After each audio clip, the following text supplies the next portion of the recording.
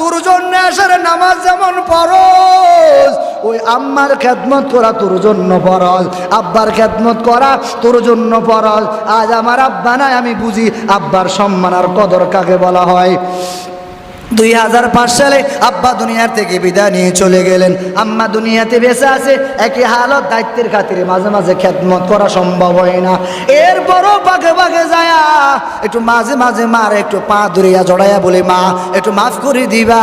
মাঝে মাঝে বাড়িতে দায়িত্বের খাতিরে আসতে হয়, অনেক সময় রাগ করিয়া রাগান্বিত কথা হয়তো, যদি কোনো ঘটনাক্রমে মুখ থেকে পদস্থলন হয়ে যায়, আম্মা একটু মাফ করে দিবা। মা একটু মাথাটা মা একটু হাতটা মাথার মধ্যে লাগায় যখন দোয়া করি দেয়, এই দোয়া দিয়া ঢাকা, সন্দ্বীপ, চট্টগ্রাম, ইন্ডিয়া বয়ান করা অত্যন্ত সহজ হয়ে যায়।